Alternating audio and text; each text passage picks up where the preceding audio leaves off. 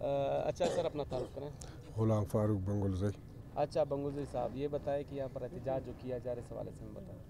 یہ احتجاج سر پورے دنیا کو پتہ ہے، سارے لوگ دیکھ رہا ہے، میڈیا کا دور ہے، یہ کس لیے کیا جا رہا ہے یہ سب کو پتہ ہے۔ دھاندلی نہیں، ایک بدماشی کے خلاف کیا جا رہا ہے۔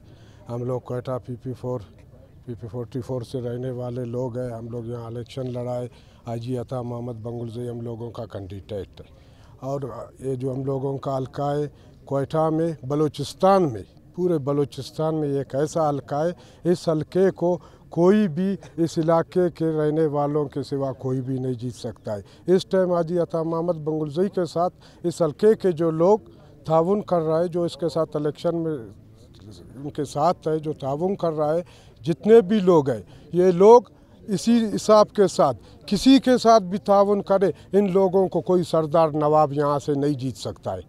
جتنے لوگ اس ٹائم حاجی عطا محمد کے ساتھ ہیں، ہم لوگ، ہمارے حلقے کے لوگ، متبرین، سردار، سب لوگ جتنے بھی ہیں، خدا کی قسم یہ لوگ جس کے ساتھ کھڑا ہو جائے، اس سیٹ کو ہم لوگوں سے کوئی نواب سردار جیت نہیں سکتا ہے اور نہ جیت سکے گا۔ ان سب لوگوں کو، دنیا کو پتہ ہے، اس چیلنج کے باوجود بھی آج حاجی عطا محمد بنگلزئی کو ہرایا جا رہا ہے۔ ٹھیک